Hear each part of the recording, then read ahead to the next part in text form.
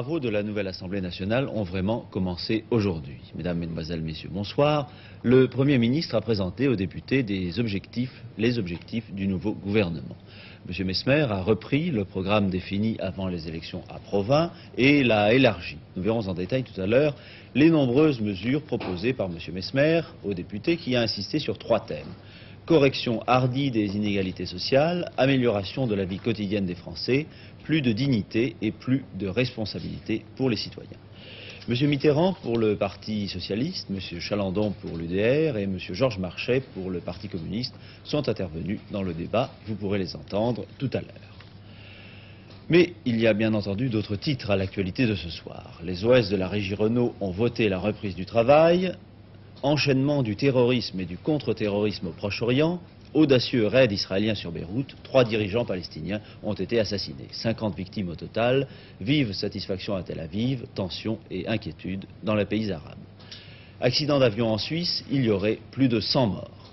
Pablo Picasso sera inhumé dans l'enceinte du château de Vauvenargues, près d'Aix-en-Provence. Enfin, nous consacrerons toute une page de ce journal à la sécurité routière avant les premiers grands départs des vacances de Pâques qui vont commencer demain.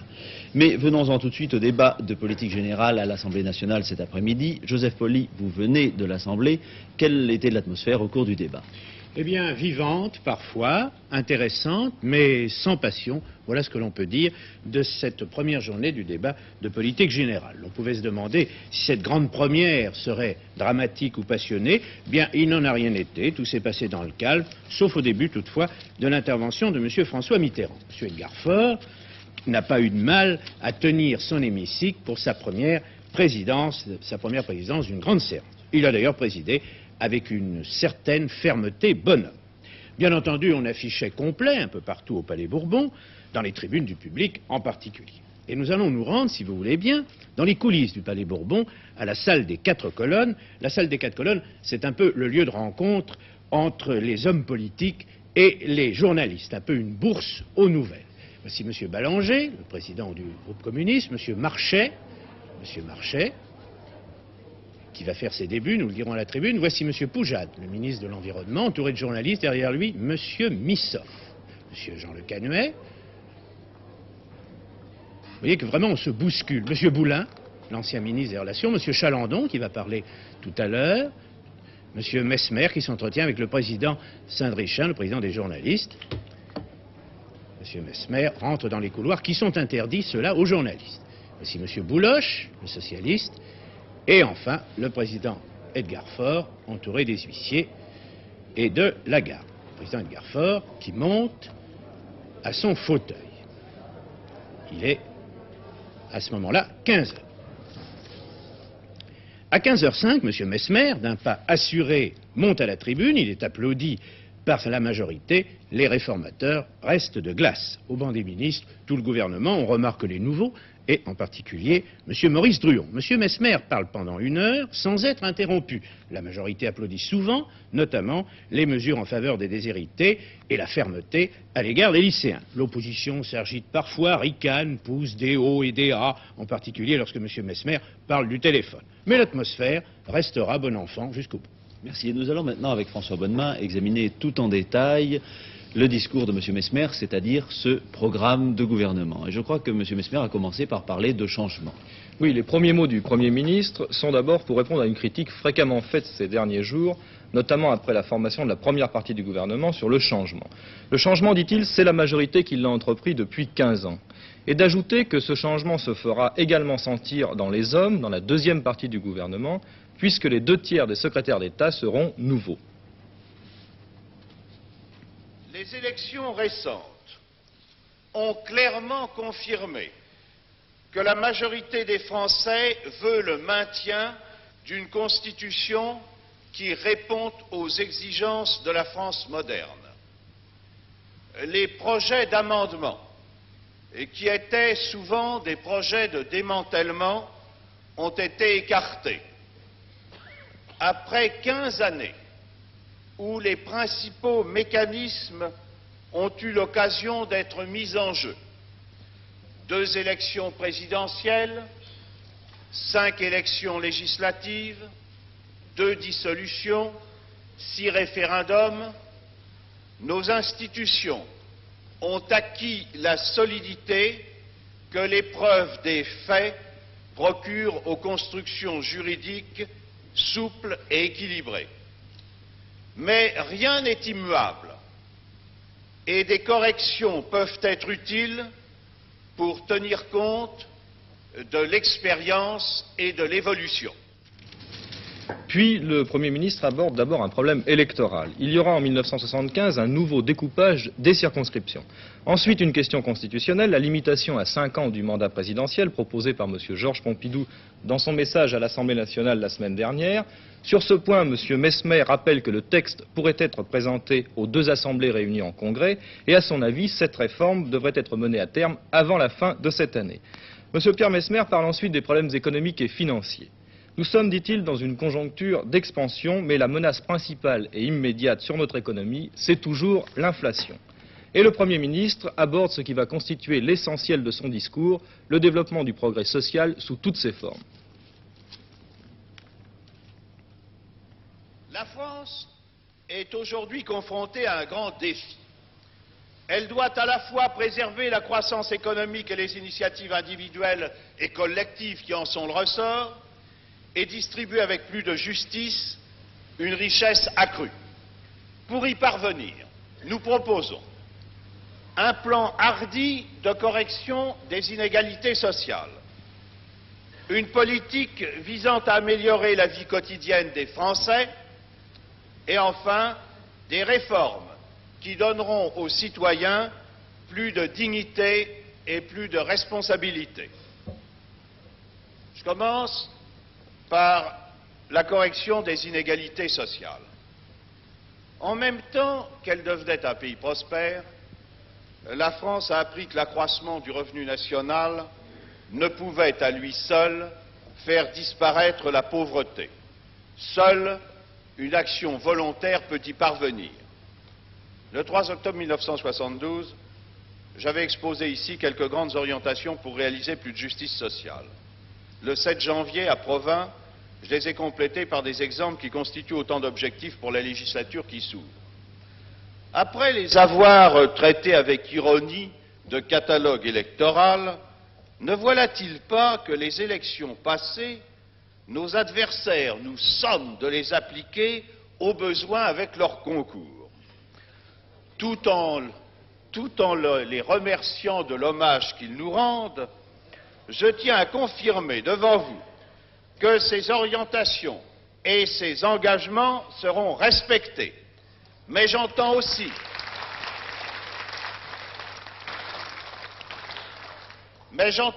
aller plus vite et plus loin dans 3 secteurs essentiels. Ces 3 secteurs essentiels peuvent se définir ainsi: celui destiné à corriger les inégalités sociales, celui fait pour améliorer la qualité de la vie, et enfin celui fait pour développer la participation. Corriger les inégalités sociales, première mesure, le gouvernement proposera à la Commission supérieure des conventions collectives un relèvement du SMIC à compter du 1er juillet 1973 afin qu'aucun salaire ne soit inférieur à 1 000 francs par mois. Pour les personnes âgées, c'est une loi cadre qui sera proposée au Parlement. Loi cadre portant sur le logement, l'usage des transports publics et le droit aux soins. Ajoutons également que le Premier ministre rappelle que son gouvernement relèvera substantiellement les ressources des personnes âgées, et cela dès cette année. Retraite à la carte, là aussi une innovation, permettre à ceux qui le souhaitent de quitter la vie active dès 60 ans avec une pension égale à celle qu'ils auraient reçue à 65 ans. Pour la famille, M. Pierre Messmer propose un contrat de progrès qui fixera à l'avance la progression du pouvoir d'achat des prestations sociales. Pour les revenus modestes, comme il l'avait annoncé à Provins au début de l'année, M. Messmer annonce un allègement de l'impôt sur le revenu, dès 1974.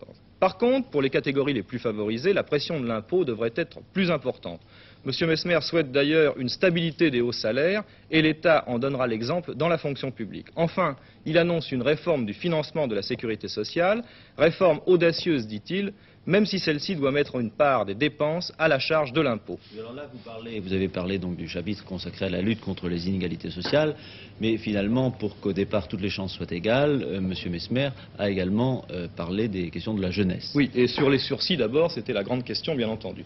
Pour lui, les principes de la loi Debré sont fondamentalement justes, mais il convient qu'à l'expérience, des adaptations soient réalisées. Des aides spéciales, dit-il, seront accordées aux étudiants de conditions modestes qui ont des difficultés à reprendre leurs études après le service. Le Premier ministre annonce également une réforme de l'enseignement du second degré, une vaste réforme qui sera soumise au Parlement, portant notamment sur l'allègement des programmes, sur leur adaptation, sur la rénovation de la pédagogie, sur les sports, etc.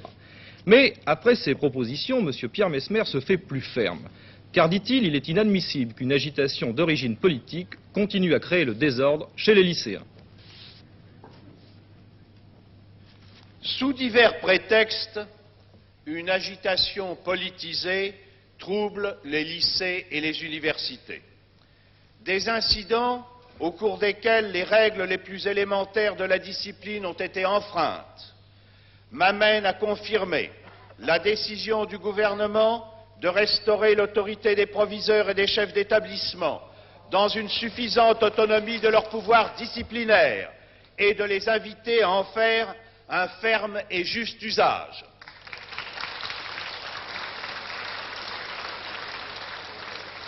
Je préviens aussi que les lycées et les universités étant faits pour l'enseignement, ils seront évacués dès qu'ils seront occupés illicitement. J'annonce que les élèves ne doivent pas compter pour rattraper les pertes de temps injustifiées sur des facilités ou des indulgences d'examen. Enfin, je demande aux maîtres qui ont le devoir d'assurer un enseignement ininterrompu et aux parents qui ont une obligation primordiale d'éducation d'exercer en ce sens le plus plein et au sens le plus plein du terme leurs responsabilités élémentaires en rétablissant chacun en ce qui le concerne la discipline nécessaire. Deuxième volet des mesures annoncées par le Premier ministre, la qualité de la vie. Il rappelle sa préférence pour les maisons individuelles, pour les villes moyennes, précise qu'il favorisera la qualité du logement dans les grands ensembles dont l'ampleur sera limitée. Et ajoute que pour parvenir à cette qualité de la vie, il faut également un certain nombre d'équipements indispensables, sportifs, culturels, mais également renforcement de la distribution d'électrique, généralisation des adductions d'eau, ainsi que poursuite du développement du téléphone et de son amélioration qualitative. Troisième volet, la participation. Il évoque brièvement la mise en place de la réforme administrative, de la réforme régionale, qui entrera en fonction dès l'automne, et annonce la création, avant les élections cantonales en octobre, de 320 cantons nouveaux, principalement dans les zones urbaines. C'est ce qu'il appelle la politique de déconcentration.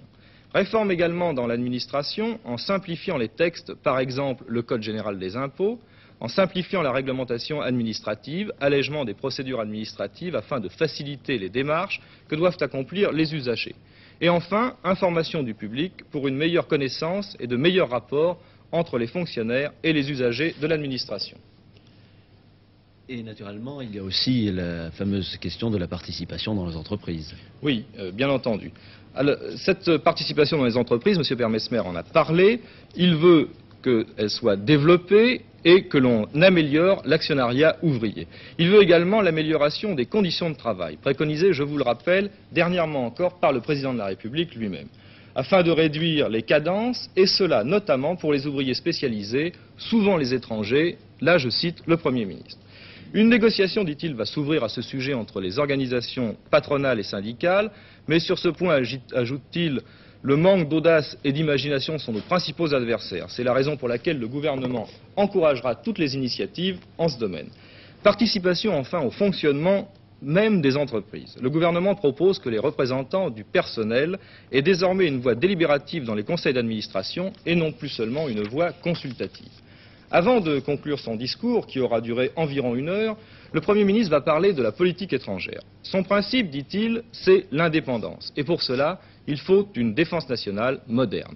À l'heure, dit M. Messmer, où nous accentuons un important programme intérieur de réforme, nous devons savoir que la vie internationale exerce sur la vie quotidienne des Français une influence grandissante. Notre politique extérieure d'indépendance et de coopération. Notre politique intérieure de stabilité et de progrès, de croissance économique, de justice sociale et de qualité meilleure de la vie forme un ensemble indissociable. Voilà une entreprise que nous conduisons sous les yeux du monde et qui peut avoir une valeur universelle parce que nous nous inspirons d'une certaine idée que nous avons de l'homme et de l'exemple que nous voulons que donne la France. Nous croyons que les problèmes qui nous assaillent ne peuvent trouver leur solution que dans la liberté des citoyens, des producteurs et des travailleurs. Nous refusons le totalitarisme, conséquence inéluctable du collectivisme, mais nous rejetons le capitalisme classique, de même que nous refusons l'assujettissement à l'un ou l'autre des deux blocs qui visent à se partager l'influence dans le monde. Nous proclamons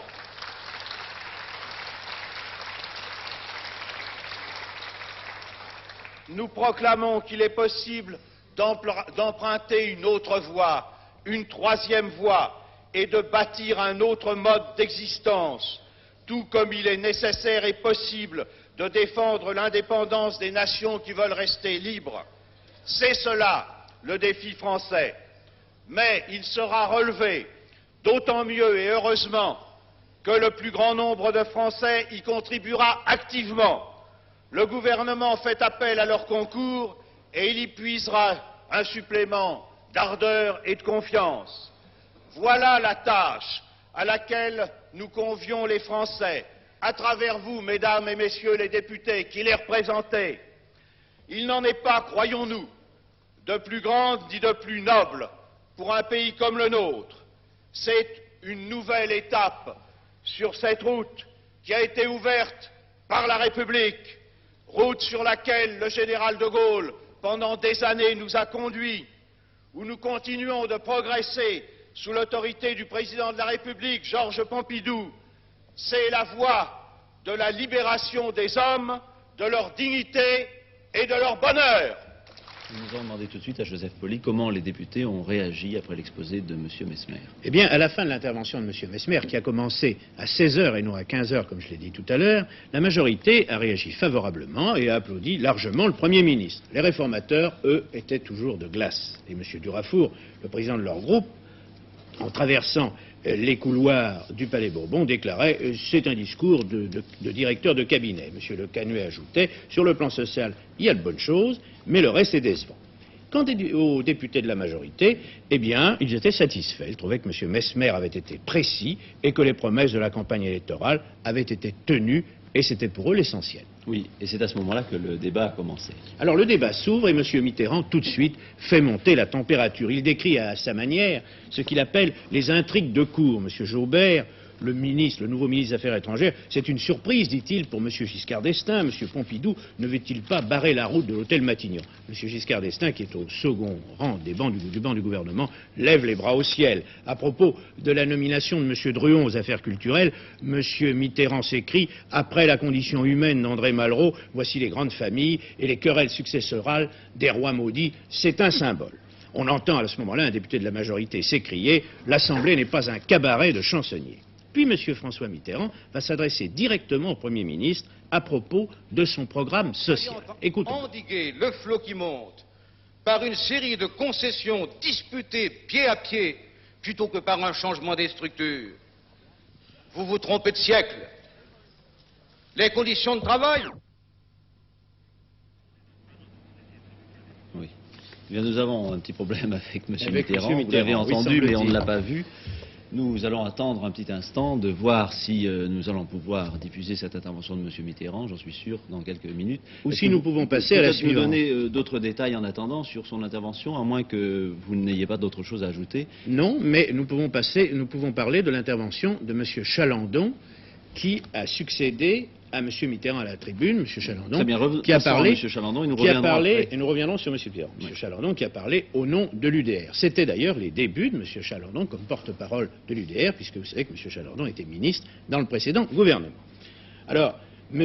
Chalandon a parlé du rôle de la majorité. On a connu, a-t-il dit, le oui, puis le oui mais. nous voulons pratiquer aujourd'hui le oui-si. A-t-on des nouvelles de M. Mitterrand?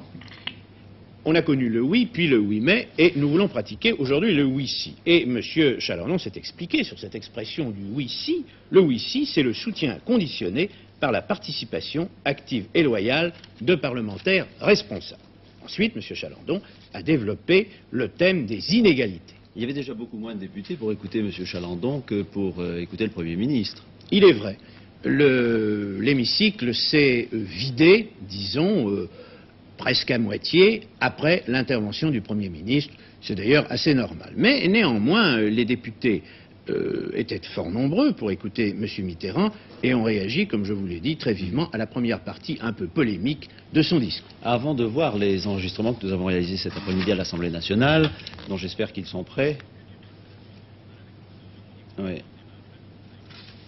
Eh bien écoutez, nous avons une panne assez sérieuse d'une de nos machines. Nous allons parler de la dernière intervention, celle de M. Marchais, et je pense que nous serons en mesure, vers la fin de ce journal, de vous faire entendre les enregistrements des déclarations de M. Mitterrand, Chalandon et Marchais. Mais en attendant, vous pouvez peut-être nous résumer un peu ce qu'a dit M. Marchais.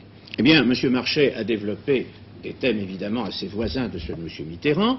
Il a passé en revue les grands problèmes de l'actualité, et lui aussi s'est adressé au Premier ministre pour émettre des doutes sur sa politique et sur le programme que M. Pierre Messmer avait présenté quelques instants auparavant. Bon. Eh bien écoutez, Joseph Pauly, restez là. Nous allons passer à la suite de l'actualité et nous verrons tout à l'heure les réactions aux déclarations de M. Pierre Messmer avec M. Mitterrand, Chalandon et Marchais. Nous n'en avons pas terminé avec les questions sociales qui ont fait l'objet de la plupart des déclarations de M. Marchais. Comme je vous l'ai annoncé tout à l'heure, les grévistes de la régie Renault ont voté cet après-midi, à bulletin secret, la reprise du travail. Les négociations avec la direction s'étaient terminées hier soir assez tard. C'est donc le 21 mars qu'éclate dans l'atelier 12 de l'île Seguin à Boulogne-Billancourt la grève de 400 OS. Les OS, c'est-à-dire les ouvriers spécialisés de cet atelier, sont chargés d'emboutir les carrosseries de R4 et de R6.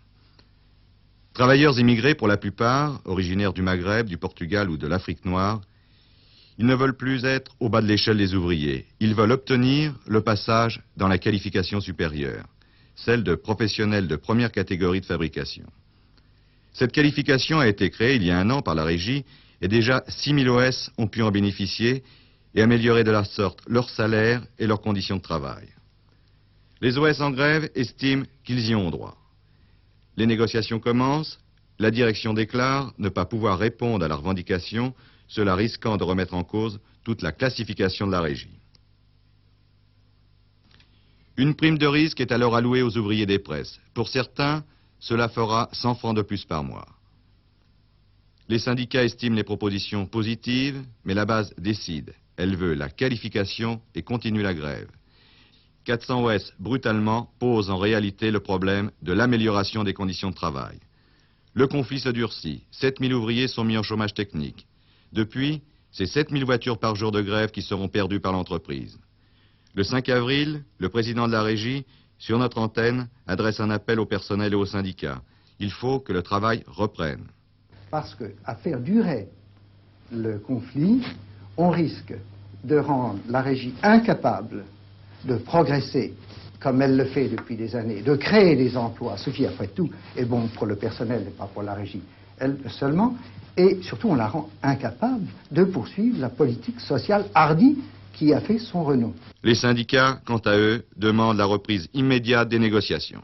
Aujourd'hui, la direction doit comprendre et elle doit rouvrir des discussions pour solutionner le problème des OS Presse, solution qui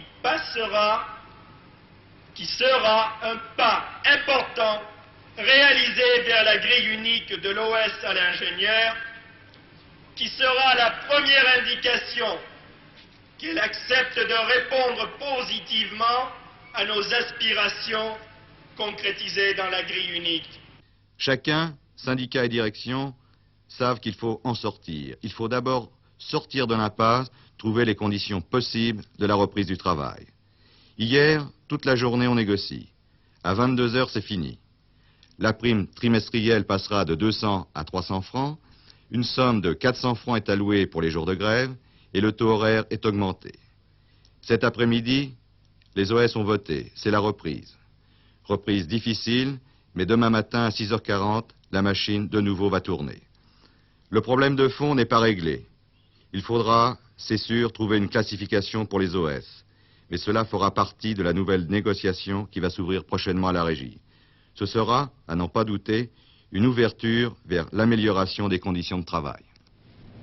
Revenons maintenant au débat de politique générale à l'Assemblée nationale. Une sérieuse panne de machine nous avait empêché d'entendre les déclarations de M. Mitterrand, Chalandon et Marchais. Cette panne est maintenant réparée. Alors Joseph Pauly, à vous. Eh bien, François Mitterrand devait donc s'adresser directement au Premier ministre à propos de son programme social. Voici en quels termes. Médecins, psychologues, pourquoi voulez-vous que les citoyens exigent la décentralisation de la décision politique et qu'ils se satisfassent de la concentration du pouvoir au sein de l'entreprise? Partout l'homme veut être responsable. L'autogestion, forme supérieure de la démocratie, c'est la responsabilité. Et c'est ainsi qu'il faut comprendre la grève des OS du département 12 de la régie Renault, après celle des OS du Mans 1972, celle des départements 34 et 38. Ces OS demandent une augmentation de salaire et la reconnaissance de leur qualification professionnelle. On leur a reconnu l'égalité de salaire avec l'échelon supérieur, mais pas la qualification. Or, l'ouvrier spécialisé n'est payé qu'en fonction du poste qu'il occupe, sur la machine ou sur la chaîne. Il existe un nombre important de taux différents sur une même feuille de paie. Imaginons un tel système pour les mensuels et pour les cadres, il n'y aurait alors plus grand monde pour en prendre. La défense, la mise en place de l'automation, conçue pour une grande part afin de se passer des hommes, tend à les intégrer à la machine. Mais les choses ne sont pas si simples et la technique ne peut remplacer l'homme partout et à tous les stades de la fabrication.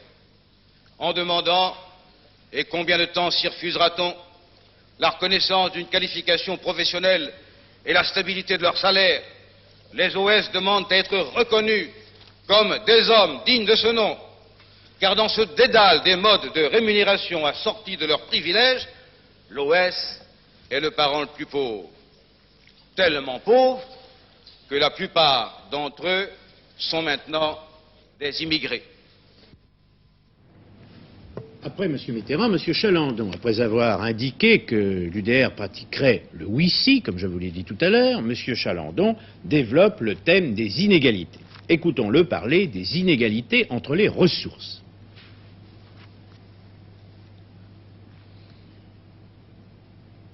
De grands écarts apparaissent dans les ressources des Français. Cela tient à notre système de liberté, au fait que celles-ci sont fixées par le marché. Cela tient aussi aux privilèges de l'investisseur qui garde pour lui la propriété des moyens de production. Et cela tient surtout à l'expansion économique qui est un multiplicateur d'inégalités. Il n'y a pas besoin d'être un mathématicien consommé pour comprendre que celui qui gagne 10 s'enrichit chaque année de la totalité du gain de celui qui gagne 1. L'écart, en réalité, se creuse de façon fantastique. Vous avez condamné tout à l'heure, à juste titre, une politique consistant à établir une grille universelle des rémunérations fixée par l'État. Ce serait rapidement aller vers la régression économique, vers la tristesse d'une société fonctionnalisée totalement, et finalement vers la servitude d'un État totalitaire. Le rôle de l'État est tout de même, et c'est peut-être son premier devoir, de corriger l'excès d'un éventail trop ouvert des rémunérations, des disparités qu'elle engendre, en agissant à la fois par les mécanismes compensateurs dont il dispose, et aussi, c'est important, sur les comportements mêmes qu'il peut influencer. Je pense bien sûr aux agents économiques. Le premier devoir du gouvernement, vous l'avez senti, c'est d'aider les plus défavorisés, et c'est le problème du niveau global de l'aide à leur apporter. Les retraites, il y a leur montant encore insuffisant, il y a ceux qui n'en ont pas ou qui en ont peu. Bref, qu'il s'agisse des personnes âgées, des personnes seules, des handicapés et d'autres, malgré les efforts très importants réalisés au cours des années passées, il faut encore aller plus loin et il faut que l'on arrive à la notion d'un minimum garanti pour tous. Et sans doute faudrait-il réfléchir dans la voie ouverte par certains sous le nom de l'impôt négatif, c'est-à-dire en réalité le versement par la collectivité publique de la différence entre les ressources réelles des gens et ce que l'on considère qu'ils devraient avoir. Mais il faut aussi corriger, et c'est là le deuxième problème, corriger les anomalies des législations existantes qui écartent bien souvent du bénéfice de l'aide des Français qui sont pourtant dans le plus grand dénuement. Ainsi, ceux à qui, sous prétexte qu'ils sont propriétaires d'un bien en réalité sans valeur, on refuse toute aide alors qu'ils n'ont aucun revenu, et ainsi les petits commerçants qui sont pris en tenaille entre l'augmentation très forte des impôts locaux, la diminution de leur chiffre d'affaires et devant eux la perspective d'une retraite insignifiante. Dernier orateur de l'après-midi, M. Georges Marchais, le secrétaire général du Parti communiste, dont c'était les débuts à la tribune du Palais Bourbon. M. Marchais s'est adressé, comme l'avait fait M. Mitterrand, directement au Premier ministre. Écoutons-le. Votre déclaration, Monsieur le Premier ministre, n'apporte aucune solution concrète, aucune perspective qui corresponde aux intérêts de notre peuple. Un homme célèbre disait: quand je veux me débarrasser d'un problème, je crée une commission. Vous créez des secrétariats d'État. Comment votre politique pourrait-elle répondre aux besoins de la nation et de son peuple? Elle est placée tout entière au service des grandes féodalités financières et industrielles. Sans doute, suivant la ligne que vous a tracée M. Pompidou, vous vous réclamez d'une mystérieuse troisième voie. Ce n'est pas très nouveau, et cette voie-là ressemble fort à l'Arlésienne dont on parle beaucoup et qu'on ne voit jamais. Car on ne peut pas, comme vous le faites, accorder aux trusts subventions, exonérations fiscales, cadeaux de toutes sortes et prétendre en même temps mettre fin aux injustices sociales, satisfaire l'aspiration des Français à mieux vivre, réaliser les grands équipements collectifs indispensables. On ne peut pas chercher à accroître constamment les profits du grand capital et donner satisfaction aux salariés qui réclament de meilleures conditions de travail. On ne peut pas privilégier la recherche du profit immédiat et prendre en compte les besoins et la dignité des hommes si la nécessité d'un développement équilibré de l'économie sur l'ensemble du territoire national. On ne peut pas mener une politique qui lèse gravement les intérêts de l'immense majorité des Français et desserrer l'autoritarisme de l'État qui vous est nécessaire pour imposer cette politique impopulaire.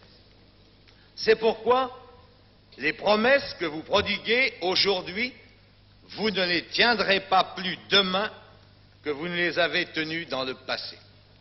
À cet égard, votre déclaration, Monsieur le Premier ministre, laissera aux Français une impression de déjà entendu. Suite du débat demain, le vote interviendra jeudi après-midi.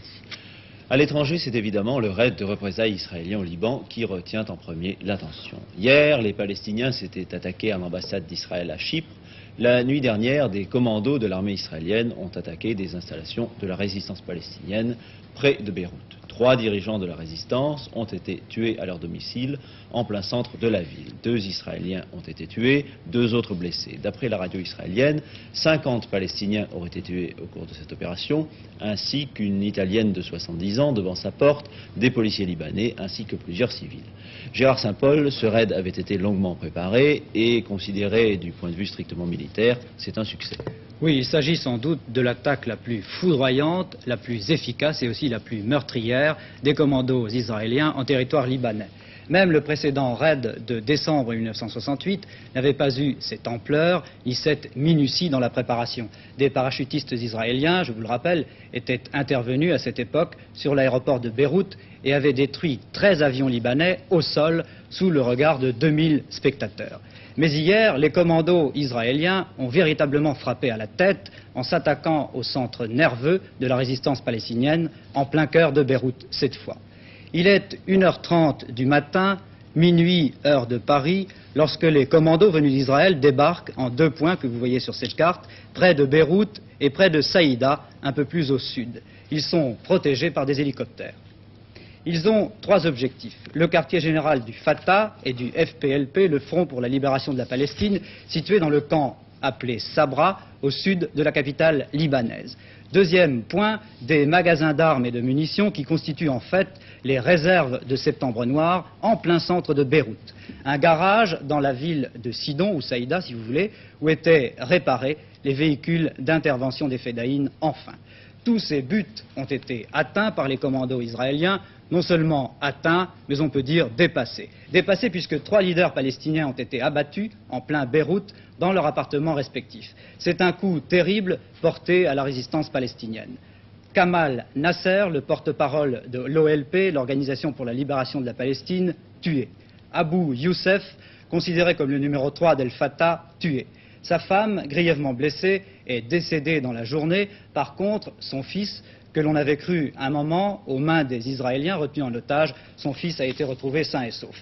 Kamal Adwan est également tué. Un autre leader palestinien, enfin, Abou Laïla, est grièvement blessé. Mais quel est exactement le bilan de cette opération? Eh bien, ce bilan est toujours controversé, bien entendu, selon les sources israéliennes ou libanaises. Officiellement, le ministère libanais de la Défense reconnaît avoir eu 11 tués et 12 blessés. Mais dans une telle opération, il est bien évident que les populations civiles sont également durement touchées, notamment dans les explosions à la dynamite. Le bilan réel est sans doute beaucoup plus lourd.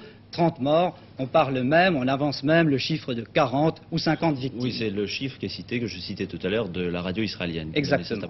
Côté israélien, d'ailleurs, un porte-parole de l'armée reconnaît 2 tués et 2 blessés parmi les commandos. Et alors, quelles sont les réactions dans les pays arabes à cet enchaînement de la violence? Eh bien, ces réactions peuvent se résumer en 2 mots, si vous voulez, stupeur, colère, mais aussi peut-être un sentiment d'impuissance totale devant de telles actions éclairs. On s'attend bien entendu à des mesures de représailles de la part des commandos palestiniens. Un peu partout d'ailleurs, des mesures de sécurité sont renforcées. Pourtant, la grande question, une fois de plus, est celle-ci. Comment va réagir l'élément le plus dur des pays arabes, le colonel Kadhafi? Au Liban, en tout cas, c'est la consternation. Revenons sur place d'ailleurs. Patrick Clément, notre correspondant à Beyrouth, s'est rendu immédiatement sur le théâtre des opérations. Tout était parfaitement déterminé dans le détail à l'avance. Les Israéliens s'étaient fixés 2 objectifs. Le premier, Saïda, au sud Liban, où il est vrai se trouvent des camps palestiniens. Le deuxième, évidemment le plus important, Beyrouth, la capitale. Objectif, éliminer les principaux responsables de la résistance palestinienne. Le scénario avait été minutieusement mis au point depuis longtemps. Ils se sont dirigés sans hésitation vers les appartements des leaders palestiniens. Ils connaissaient l'étage, il est certain aussi qu'ils avaient les clés. Ils sont donc rentrés sans difficulté. Kamal Nasser a été tué à bout portant d'une rafale d'armes automatiques. Quant à Abou Youssef, il a été exécuté devant sa femme et son fils âgé de 15 ans. Nous sommes ici, en plein centre de Beyrouth, ou presque, c'est-à-dire sur une des corniches qui bordent toute la côte, qui scindent tout Beyrouth. Les Israéliens sont arrivés par ici, exactement. Ils ont débarqué dans des bateaux sur cette plage. Après quoi, ils ont utilisé ces voitures que vous voyez ici, ces 2 voitures de marque américaine. Ils sont allés en plusieurs points de la ville, ils ont pris tout leur temps, ils ont plastiqué, miné plusieurs immeubles appartenant à des organisations palestiniennes. Il se trouve que dans ces immeubles, il y avait des civils, beaucoup de civils, donc il y a beaucoup de morts. En s'écroulant sous les charges de plastique, les maisons occupées par les Palestiniens en ont entraîné d'autres dans leur chute, celles-ci occupées par des Libanais. C'est là où il y a eu le plus de victimes civiles. Il faut ajouter que les Libanais, comme les Palestiniens, ont été stupéfaits de l'audace des Israéliens.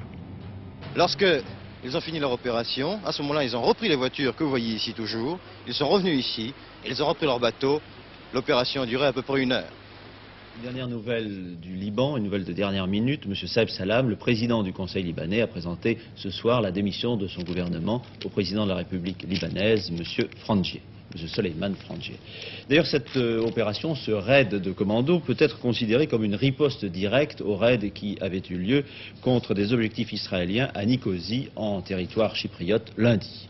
Oui, rappelons en effet qu'hier, 4 hommes armés de mitraillettes ont abattu le gardien qui se trouvait en faction devant la résidence de l'ambassadeur d'Israël à Nicosie et provoqué des dégâts considérables après avoir déposé une charge d'explosifs.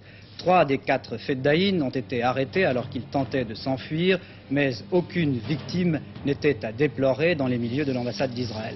Cela donne à penser que le raid israélien contre Beyrouth est aussi un avertissement, un terrible coup de semonce avant les prochaines festivités qui marqueront le 25e anniversaire de la naissance de l'État d'Israël. Les militaires israéliens laissent d'ailleurs entendre que de nouvelles opérations pourraient avoir lieu au Liban. Aucun répit ne sera laissé à la résistance palestinienne, a précisé le général El-Azhar dans une conférence de presse. De Jérusalem, notre correspondant Bernard Lavry fait maintenant le point.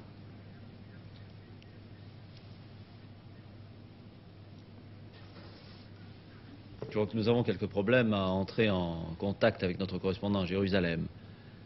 Le voici.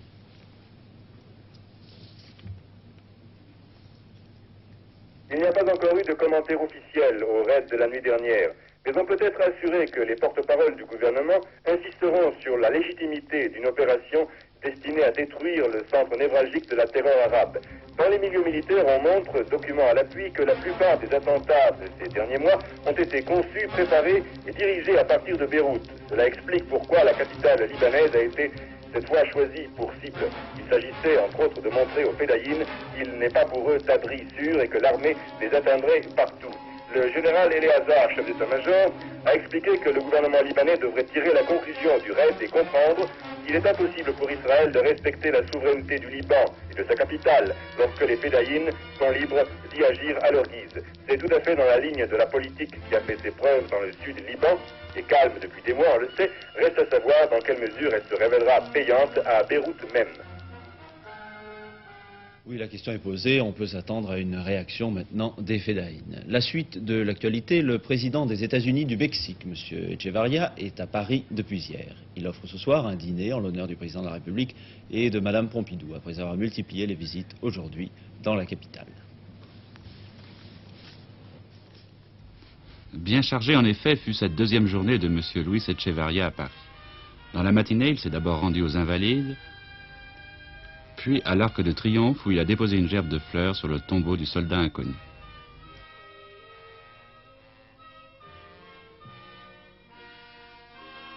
Peu après, il gagnait la place des Vosges pour visiter la maison de Victor Hugo. Le président a écouté, traduite à son intention, une lettre de Victor Hugo adressée à Benito Juárez, le premier président du Mexique. Cette lettre réclamait en termes bouleversants la grâce de Maximilien.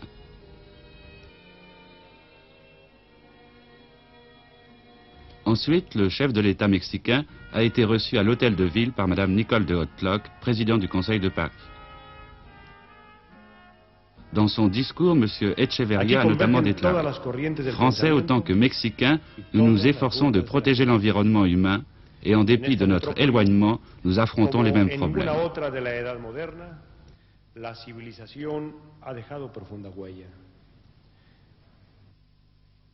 Hôte à déjeuner du Conseil économique et social, M. Luis Echevarría a réaffirmé que le Mexique entendait consolider son autonomie dans un contexte international régi par l'équité. Le tiers-monde, a-t-il ajouté, est tenu à l'écart des systèmes financiers et commerciaux. Les effets d'une concurrence effrénée entre les grandes nations mettent sérieusement en péril notre espoir d'une évolution rapide.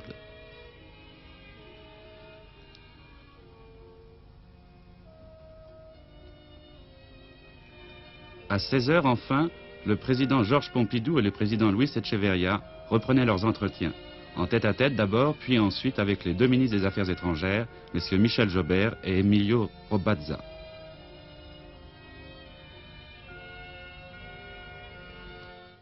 Terrible accident d'avion en Suisse. Un avion, un charter britannique, s'est écrasé ce matin près de Bâle. Il y avait 146 personnes à bord, il y aurait 106 morts. Une erreur de pilotage pourrait être à l'origine de l'accident qui s'est produit au cours d'une très violente tempête de neige. La télévision suisse nous a transmis un reportage. Premières images dramatiques de cette catastrophe et de la lente procession des sauveteurs. C'est pour se rendre à la foire de Bâle que 139 personnes, pour la plupart des femmes, avaient pris place à bord du Vanguard qui avait décollé ce matin de Bristol. Peu avant 9 h, l'avion prit contact avec l'aéroport de Bâle-Mulhouse où il s'apprêtait à atterrir. Selon la direction de l'aéroport, les conditions atmosphériques à ce moment-là étaient très mauvaises. Il neigeait et la visibilité était très réduite, mais pas au point d'interdire les vols. Cependant, c'est peut-être bien là l'origine de l'accident, puisqu'il semblerait que le pilote qui avait entamé la procédure d'atterrissage ait remis les gaz avant de disparaître vers le sud. L'alerte fut immédiatement donnée, mais en raison de la tempête de neige qui sévit sur toute la région, les secours furent très longs à parvenir sur les lieux. Le bilan officiel de l'accident est maintenant connu, il est de 96 morts, 9 disparus et 39 rescapés. Paolo Picasso, le fils du peintre, a annoncé cet après-midi que le corps de son père, Pablo Picasso, sera inhumé dans une quinzaine de jours dans un caveau du château de Vauvenargues, près d'Aix-en-Provence. En attendant, la dépouille mortelle reposera dans une chapelle de ce château. C'est ce matin que le corps du peintre a été transporté de Mougins à Vauvenargues. Il est arrivé à 10h15 au château dans un paysage de neige tel qu'on en voit rarement dans cette région et en cette saison. Pablo Picasso avait acheté ce château il y a quelques années. Il y vécut de 1959 à 1961. Oui, il n'a pas neigé que dans la région d'Aix-en-Provence. Tous ceux qui partent en vacances pour Pâques et qui comptaient sur le printemps seront très déçus. Mais le malheur des uns fait le bonheur des autres, en l'occurrence les stations de sport d'hiver. J'ajoute qu'il a même neigé pendant quelques minutes aujourd'hui à Paris, ce qui est tout à fait d'extraordinaire. Le mauvais temps ne devrait pas gêner ceux qui partent par avion. On prévoit qu'ils seront 250 000 rien qu'à Paris. La SNCF prévoit de mettre en circulation 220 trains supplémentaires, qui ne seront pas non plus gênés par le mauvais temps. Finalement, ce sont les automobilistes qui sont le plus menacés. Plus de 50 000 policiers seront mobilisés dès demain pour faciliter l'écoulement du trafic. Il s'agira d'être très prudent pour éviter l'hécatombe des années précédentes. En réalité, on se demande pourquoi il y a tant d'accidents, puisqu'un sondage réalisé par la Sofres révèle que 79% des conducteurs sont pour une limitation générale de la vitesse. 81% des conducteurs français savent d'autre part que la vitesse est une cause importante d'accidents.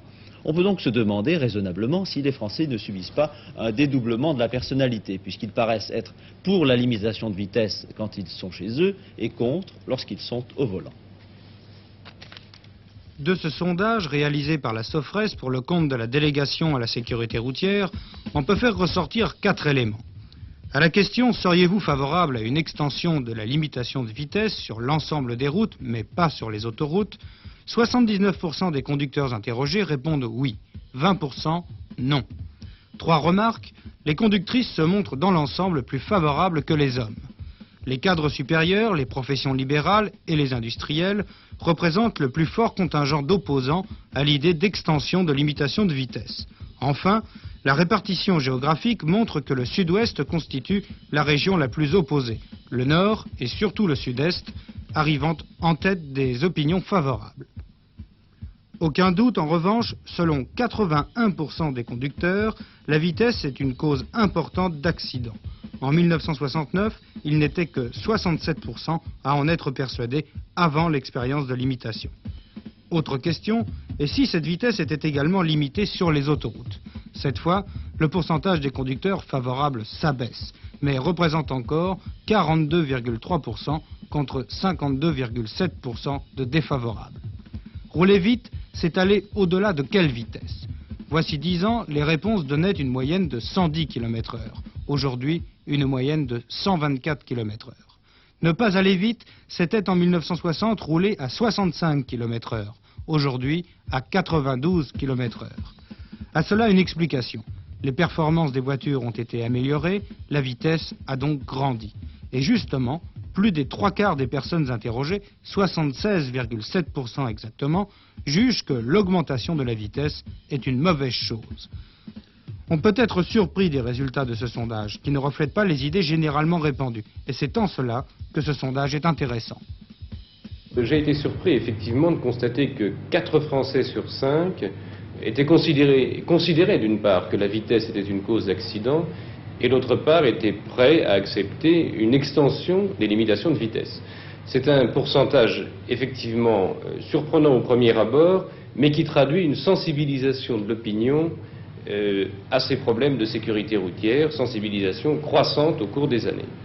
Ce sondage a été réalisé à la demande de la délégation à la sécurité routière. Alors pourquoi cette demande et à quoi peut servir un tel sondage? Bien, pour nous c'est extrêmement utile de connaître l'état de l'opinion publique. Et notamment parce que vous savez que les contrôles des forces de police et de gendarmerie se multiplient et il faut que le but de ces contrôles soit bien compris. Et il ne s'agit pas d'ennuyer pour le plaisir les automobilistes, ce n'est jamais agréable de les arrêter, de les contrôler. Mais c'est dans leur propre intérêt et je trouve qu'il est réconfortant de savoir qu'une majorité de la population le comprend. Finalement, ces gênes qui sont imposés à l'ensemble de la population le sont dans son intérêt pour éviter ces hécatombes que nous constatons malheureusement tous les jours et à l'occasion des grands départs tout particulièrement.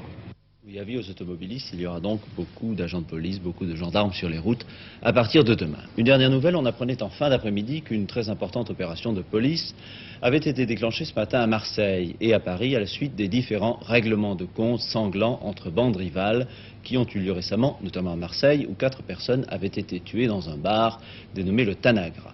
18 arrestations ont été opérées à Marseille, plusieurs armes ont été saisies et 11 Marseillais ont été arrêtés à Paris. L'enquête se poursuit, comme on dit.